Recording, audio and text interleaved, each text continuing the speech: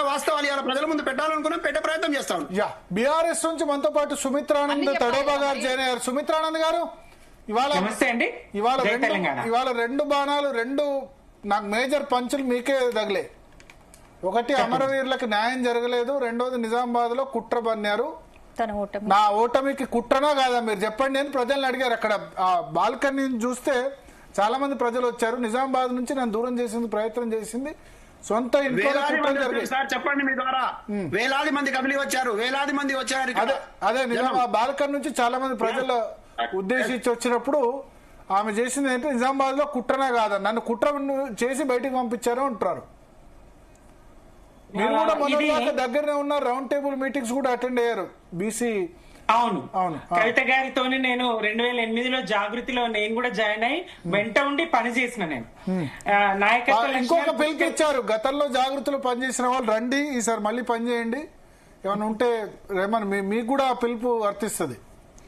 లేదండి, కేసీఆర్ గారి నాయకత్వంలో తెలంగాణ రాష్ట్ర సాధన సాధించగలిగింది.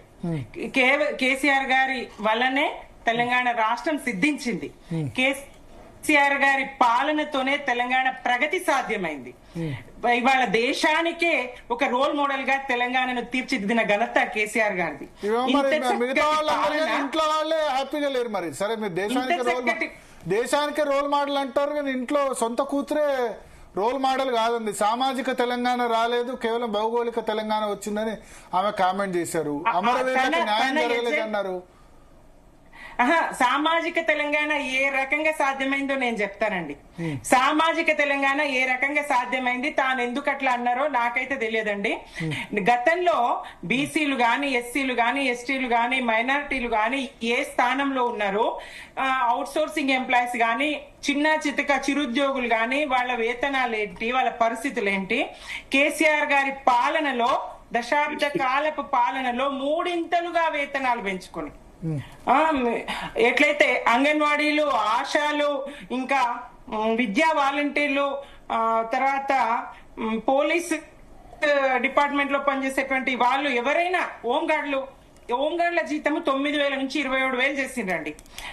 అట్లా ఆ రకంగా వేతనాలు ఒక్కటే కాదు, ఇంకా ముదిరాజులకు చెరువుల మరమ్మతుతోని, చేపల పెంపకంతోని వాళ్లకు చేసి, అలాగే గొర్రెలు, బర్రెలు, చేపలు ఇవన్నీ కాదు, సామాజిక తెలంగాణ కాదు అని అన్నారు. ఎట్లా ఏ రకంగా కాదంటారు?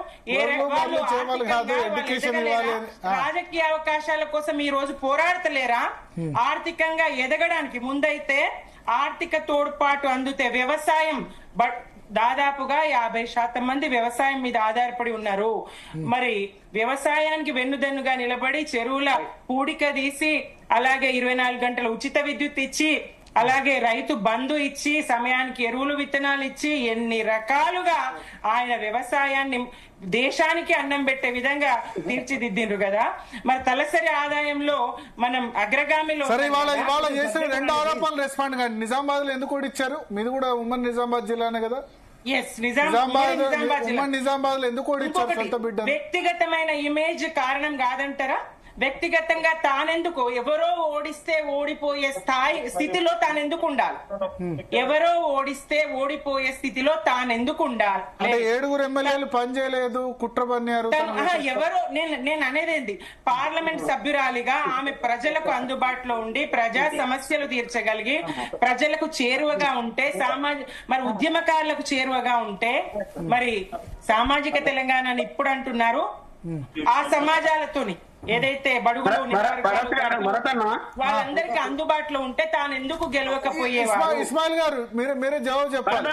భరతన్న, సుమిత్ర అక్క చెప్పిన దానికి చాలా క్లియర్ గా, అంటే ఇప్పుడు కేసీఆర్ గారిని కానీ టీఆర్ఎస్ ప్రభుత్వాన్ని మొత్తం కూడా ప్రజలకు అందుబాటులో లేరని ఇంటికి పంపించినారని ఒప్పుకుంటున్నారు స్వచ్ఛందంగా, అంతే కదా. కానీ నిజామాబాద్ లో అట్లా కాదండి. కేసీఆర్ గారు చెప్పిన తర్వాత కవితక్క ఇక్కడ ఆయన ఆదేశాల మేరకు ఎమ్మెల్యేలను బాధ్యత తీసుకొని గెలిపించింది. ఇప్పుడు ఆ గెలిచిన ఎమ్మెల్యేలు కానీ ఇప్పుడు ఓడిపోయిన వాళ్ళు కానీ గుండె మీద చేసుకొని చెప్పమనండి, కవితక్క లేకుండా వాళ్ళు గెలిచారని. కానీ కవితక్క ద్రోహం చేశారా లేదా కూడా చెప్పమనండి. ద్రోహం చేశారా లేదా, ఆ కుట్రలో భాగస్వాములు అయ్యారా కాదా, అది నిజమా కాదా, అది లేదా? అది తేలిందా లేదా? ఎవరిని కుట్రలు చేసినా తనకంటూ ఒక ఇమేజ్ నిర్మించుకోవాల్సినటువంటి అవసరం నాయకుడుగా కవిత మేడం గారి నిలబెడతా ఉన్నది. ఆ స్వయం శక్తితో ఎదిగి వచ్చిన ఆ నాయకత్వ లక్షణాలు ఇవాళ నిలబెడతా ఉన్నాయి. ఆ ఇమేజ్ నిలబెడతా ఉన్నది. ఆమె చేసిన పని ఇవాళ నిలబెడతా ఉన్నది. నిజామాబాద్ అనేది ప్రశ్న కదా, నిలబెడతా ఉన్నది, చూపెడతా ఉన్నది. ఇది చరిత్ర కాబోతా ఉన్నది. ఎట్లా అంటే దొంగలు పడ్డ 6 నెలల కుక్కలు మొరిగినట్టు ఎప్పుడో జరిగితే పార్లమెంటు, దాని తర్వాత ఏది ఎమ్మెల్సీగా రెండోసారి కూడా ఎన్నిక జరిగిన తర్వాత వాళ్ళ నా ఓటమికి కారణమని ఈ నినాదాన్ని తీసుకొని పోవడం అయితే సమంజసం కాదు. ప్రజలు స్వాగతిస్తారని నేను అనుకోను. వ్యక్తిగతంగా ఆమెకు నాయకత్వ లక్షణాలు పుష్కలంగా ఉన్నాయి, నేను అంగీకరిస్తాను.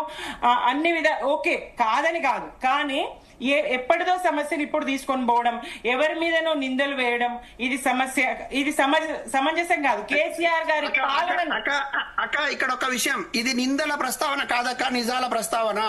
వాస్తవాలు చెప్పే ప్రయత్నం. మీరు మాట్లాడితే నిజాలు, అవతల వాళ్ళు మాట్లాడితే నిందల. ఇస్మాయిల్ గారు మీరు మాట్లాడితే నిజాలు, అవతల వాళ్ళు మాట్లాడితే నిందల. మీకు కూడా తెలుసు అక్క, మీకు కూడా తెలుసు. ఒక ఆడబిడ్డగా మీరు కూడా ఆలోచించమని నేను అడుగుతా ఉన్నా. ఇక్కడ ఉన్నటువంటి ఆడబిడ్డల ఆవేదనను అర్థం చేసుకోమని నేను అడుగుతా ఉన్నా. ఒక ఇంట్లో ఇట్లా జరిగితే ప్రజాక్షేత్రం నుండి ప్రజాస్వామ్యాన్ని గౌరవించి ప్రజల చేత ఎన్నికబడి ఇవాళ రాజ్యాంగం ఇచ్చిన హక్కును వాడుకొని మహిళా ప్రతినిధిగా ఉన్న ఇట్లాంటి వాళ్ళకే ఇట్లా అన్యాయం జరిగితే రేపు మామూలు సామాన్యుల పరిస్థితి ఏంటక్క? ఒకసారి మీరు ఆలోచించమని నేను అడుగుతా ఉన్నా. మీ ద్వారా కూడా నేను విజ్ఞప్తి చేస్తున్నా ప్రజలకు. ఇవాళ ఇక్కడ ఈ రోజు ఏ అమరుల కుటుంబాల దగ్గరికి అయితే వెళ్ళిండ్రో, ఏ గన్ పార్క్ దగ్గరికి అయితే వెళ్ళిండ్రో, మరి అప్పుడు మీ అక్క ఎంపీగా కాదు ఎమ్మెల్సీగా మరి అమరుల కుటుంబాలకు ఎందుకు ఇవ్వలేదు? రాజ్యాంగ శక్తి మాట్లాడుతున్నారు కదా ఇస్మాయిల్ గారు. మరి ఇస్మాయిల్ గారు ఒక మాట, సుమిత్ర గారు ఒక్క నిమిషం అంటే ప్లీజ్ ఒక్క నిమిషం. ఇస్మాయిల్ గారు, ఇప్పుడు మీరు గన్ పార్క్ కి వెళ్ళి అమరులకు క్షమాపణ అడుగుతున్నాము అని అన్నారు. గతంలో ఇప్పుడు కుట్ర చేసి ఓడిచ్చిండ్రా, తనకు అన్యాయం జరిగిందా, న్యాయం జరగలేదా అన్నది ఓకే. మరి అమరుల కుటుంబాలు 1200 మందిలో ఒక్క కుటుంబానికైనా తన ఎమ్మెల్సీ ఎందుకు అవకాశం ఇవ్వలేదు మీ అక్క? అప్పుడు రాజ్యాంగ శక్తే కదా, అప్పుడు ఎందుకు ఇవ్వలేదు? మంచి పాయింట్ ప్లీజ్. మీరు మంచి ప్రశ్న అడిగినారు, మంచి పాయింట్లు ఏమనెత్తినారు. నా మనసులో ఉన్న మాట కూడా మీరు చెప్పినారక, మీకు అభినందనలు. నేనేమంటున్నా అంటే ఇదే ప్రయత్నం తను అక్కడ ఉండి చేసే ప్రయత్నం చేసినప్పుడు అది వాటిని పట్టించుకోలేదనే కదా బాధ. అప్పటి నుంచి చెప్పిన విషయాలు చాలా ఉన్నాయక్క. ఇప్పుడు కూడా నేనేమంటున్నా, తన ఎమ్మెల్సీ కేసీఆర్ అడ్డం పడ్డారా? ఎవరు అడ్డం పడ్డారు? ఏ ప్రజలు అడ్డం పడ్డారు? ఇప్పుడు తనకు ఎమ్మెల్సీ తీసుకోకుండా అమరులైన కుటుంబాలకు ఎమ్మెల్సీ ఇవ్వమంటే అక్కడ ఎవరు అడ్డుపడ్డారు? మరి ఎవరు అడ్డున్నారు? మీరు అవకాశం ఉంది కదా, మీకు చొరవ ఉంది కదా, కేసీఆర్ గారిని అడగండి. కవితక్క ఎమ్మెల్సీ పదవి అడగలేదండి. మా పార్టీ నుంచి వెళ్ళిన ఆకుల లలిత అనే బీసీ మహిళలకు కేసీఆర్ గారు నామినేషన్ సెట్ రెడీ చేసుకోమన్నాక బలవంతంగా కవిత తీసుకోలేదా? ఇప్పుడు ఆమె మళ్ళీ మా పార్టీకి రాలేదా? ఇస్మాయిల్ గారు, ఇష్టం లేనప్పుడు ఎవరైనా ఏది ఇచ్చినా తీసుకోము. ఇస్మాయిల్ గారు, బలవంతంగా రుద్దితే ఎవరు గాని ఇది చేసుకోరు. మీరు మళ్ళీ ఎమ్మెల్సీ బలవంతంగా తీసుకొని ఇవ్వలేదు అంటే మరి బలవంతంగా మళ్ళీ రుద్దీను నా మీద అనడం అది ఎంతవరకు కరెక్ట్? ఇస్మాయిల్ గారు, మొదటి నుంచి 2001 నుంచి జెండా మోసిన ఏ మహిళకైనా ఆ ఎమ్మెల్సీ అవకాశం ఇస్తే ఎవరొద్దన్నారు చెప్పండి. మీరు ఏం మాట్లాడుతున్నారు ఇస్మాయిల్ గారు? మళ్ళీ మీరు దయచేసి ప్రజలను మభ్య పెట్టకండి. ఎమ్మెల్సీ మా అక్క వద్దన్నది బలవంతంగా ఇచ్చిండ్రు అనే మాట మీరు ప్రజల మీద చేయకండి. మళ్ళీ చెప్తా ఉన్నా, రాజకీయ పార్టీగా బీఆర్ఎస్ పార్టీ చాలా చాలా చాలా ఈ ప్రాంతం మొత్తంలో గ్రామానికి ప్రజల మనసులో ఏమున్నదనే అవగాహన ఉన్నటువంటి పార్టీ అని నేను అనుకుంటా ఉన్నా. కేసీఆర్ గారు కూడా ఎవరు ఏ సందర్భంలో ఏ రకమైనటువంటి రాజకీయ వ్యూహం అనాలి, చతురతలు అనాలి, ప్రజలకు ఏ నాయకుడు అందించాలని ఆయనకు అవగాహన ఉందని నేను అనుకుంటా ఉన్నా. ఆయననే మీరు ఇప్పుడున్న అమరుల కుటుంబాలకు అన్యాయం చేస్తాము, నా బిడ్డ ఓడిపోయినా మళ్ళీ నా బిడ్డకి ఇచ్చుకుంటాను కేసీఆర్ అనుకున్నాడా అండి? ఏం మాట్లాడుతున్నారు ఇస్మాయిల్ గారు? మీ అక్క ఆశించలేదా నాకు ఎమ్మెల్సీ కావాలని? కొట్లాడలేదా? పోరాటం చేయలేదా నాకు ఎమ్మెల్సీ కావాలని? ఏ మహిళకు గానీ, జెండా వాళ్ళకి గానీ, రాజకీయ నిరుద్యోగులకు గానీ, విద్యార్థుల కుటుంబాలకు గానీ, అమరుల కుటుంబానికి గానీ అవకాశం ఇస్తా అనుకుందా? మళ్ళీ ఈ రోజు అదే గన్ పార్క్ వెళ్ళి మళ్ళా అమరులకు క్షమాపణ చెప్తున్నానడంలో చిత్తశుద్ధి ఏమిటంటే?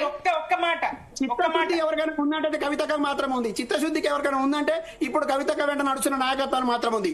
ఎందుకంటే అధికారాలు పదవులు మాకు ముఖ్యం కాదని తృణప్రాయంగా తుంచక్కడ పడేసి ప్రజల మధ్యకి వెళ్తా ఉన్నాం. అట్లాంటి అధికారంలో ఉన్నప్పుడు ప్రభుత్వంలో ఉన్నప్పుడు చేయాలి ఆ పని. పార్టీ నుంచి వచ్చినాక కాదు ఇస్మాయిల్ గారు, మీరు సమర్థించుకోవడానికి అంత బాగా సమర్థించకండి. ఇస్మాయిల్ గారు మీ మాటలతోటి ఇంకా కూడా మభ్య పెట్టాలనుకోకండి. తృణప్రాయంగా పదవిని త్యాగం చేసింది అని ఆ మాట మీకు చెప్పకండి. ఆ చెప్పడానికి అర్హత కూడా లేదు. ఎప్పుడు మీరు అధికారంలో ఉన్నప్పుడు ఆ మాట మాట్లాడాలి. ఇప్పుడు పార్టీ నుంచి బయటకు వచ్చినాక ఆ మాట ఎట్లా మాట్లాడతారండి? ఎక్కడ తృణప్రాయం అండి? సస్పెండ్ చేసినాక కదండి. మీరు ఎట్లా మాట్లాడుతున్నారు ఇస్మాయిల్ గారు? మీరు మీ నాయకురాలు మీకు గొప్పే కావచ్చు, కాదని అనట్లేదు, కానీ తెలంగాణ ప్రాంతంలో ఉన్న ప్రజలకు కూడా గొప్పనే. అది మీరు అనుకుంటున్నారు, అది ప్రజలు అనుకోవాలి. మీరు అనుకుంటే ఓకే, ప్రజలు అనుకోవాలి ఆ విషయం. ఎప్పుడైతే ఈ రోజు అదే అమరులైన కుటుంబాలకు ఒక్కరికైనా తన ఉద్యోగం వాళ్ళకి ఇప్పించి ఉంటే అందరూ అనుకునేవారు. ఇంటి ఈశ్వర్ కూడా పట్టలేదు కదా, ప్రజలను కనిపెట్టినాం, పోయినాం, కానీ ఇంటితో ఉన్నారు కదా, పట్టలేదు కదా, ఈశ్వర్ కూడా పట్టలేదని సామెత ఊరికే లేదు కదా. వినండి ఇస్మాయిల్ జీ, వినండి. అయితే బలవంతంగా ఎమ్మెల్సీ ఇచ్చిండ్రు, ఆమెకు రుద్దిండ్రు అన్నారు. ఇప్పుడు మేము బలవంతంగా పార్టీలో కొనసాగమన్నాం, కొనసాగినరా? మరి ఆమె మేము పార్టీలో కొనసాగమని అడిగినాం.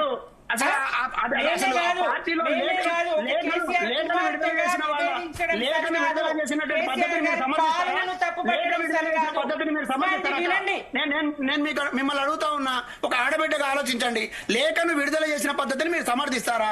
ఆ లేఖ లీక్ అయిన విషయం ఆమె పదే పదే చెప్తే వాళ్ళ మీద చర్యలు ఆడబిడ్డను అవాస్తవం చేసి ఆరోపణలు చేసి చెప్పనియండి ఇస్మాయిల్ జీ, అందులో రహస్యం ఏముంది? అది ఎందుకు బహిరంగ లేఖ కాకూడదు? బహిరంగంగానే ఇంత విమర్శ చేసినప్పుడు ఆ లేఖ బహిరంగంగా మేడమే ఎందుకు విడుదల చేయకూడదు?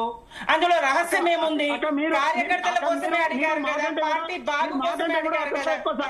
అక్కతో సన్నిహితంగా ఉన్నారు, మాకంటే కూడా అక్కతో సన్నిహితంగా ఉన్నారు. మీకు అక్క మనస్తత్వం తెలియదు, మీకు తెలియదు, మాట్లాడవచ్చా? ఇప్పుడు అవకాశం దొరికిందన్నట్లు మాట్లాడవచ్చా? లేదు లేదు, మీరు ప్రశ్నకి